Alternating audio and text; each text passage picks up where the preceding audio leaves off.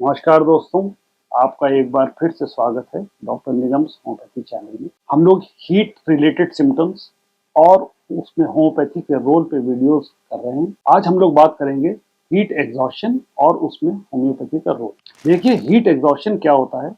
ये बॉडी का रिस्पॉन्स होता है जब हमारी बॉडी से एक्सेसिव वाटर और सॉल्ट निकल जाता है ज़्यादा पसीना बहाने की वजह से। इसका बिल्कुल उल्टा एक चीज़ होती है जिसको सनस्ट्रोक कहते हैं। सनस्ट्रोक में क्या होता है?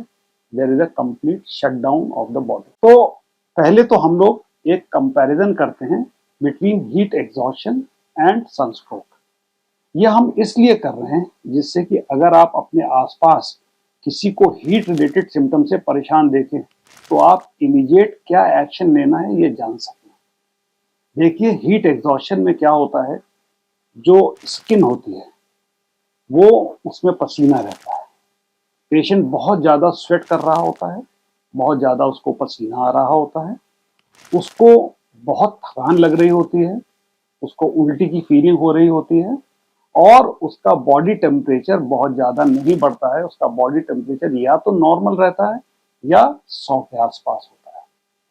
इसके ठीक उलट जो सनस्ट्रोक होता है, जिसको हीट स्ट्रोक भी कहते हैं, इसमें पसीना एकदम से रुक जाता है, स्किन एकदम गर्म हो जाती है, ड्राई हो जाती है।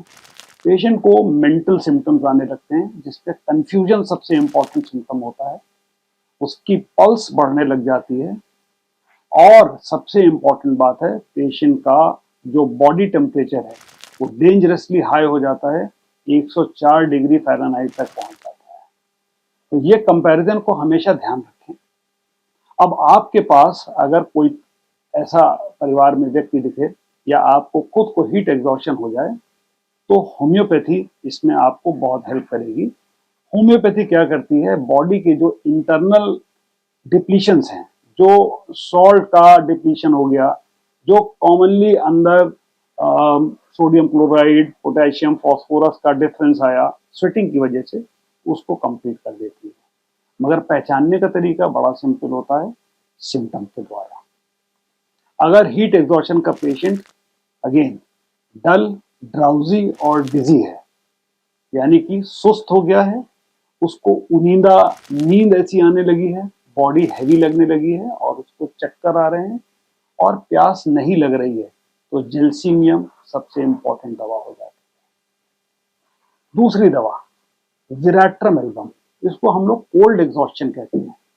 क्या होता है, पेशेंट की स्किन ठंडी हो जाती है, उसमें पसीना आ रहा होता है, पेशेंट को बेहोशी लगने लगती है, एक्सट्रीम वीकनेस लगने लगती है और खास तौर पे उसके आप मत्थे पे देखेंगे ठंडा पसीना रहता है, चेहरा जर्द सफेद हो जाता है और पेशेंट को ठंड लग रही होती है।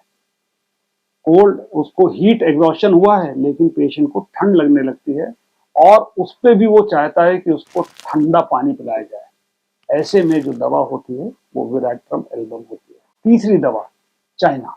जब बहुत ज्यादा स्वेटिंग हो जाए, पेशेंट एकदम ढीला पड़ जाए, वीक पड़ जाए और उसको हर तरह का टच या छोटी छोटी जो नॉइज होती है, छोटे छोटे आवाज से, शोर से उलझन होने लगे, तो चाइना इसकी प्राइमरी दवा होती है। साथ ही साथ चाइना के पेशेंट को पेट में गैस भी बहुत बनने लगता है। चौथी दवा सेलेनियम।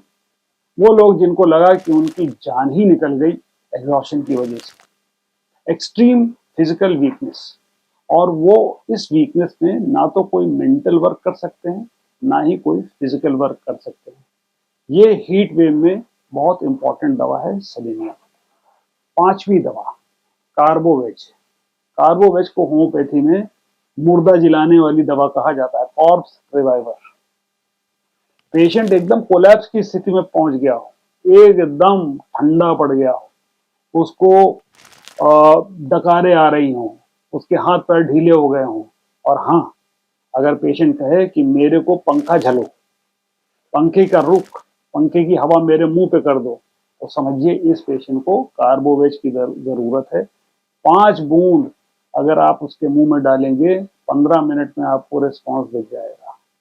इन सारे केसेस में जिसमें कि हीट एग्जॉस्शन हो रहा है, अगर आप दवा पहचान गए हैं तो उस दवा को 30 नंबर की पोटेंसी में आधे कप पानी में 10 बूंद डाल दें और एक एक चम्मच उस दवा को हर आधे आधे घंटे में दें अगर सिम्टम्स सीवियर हैं।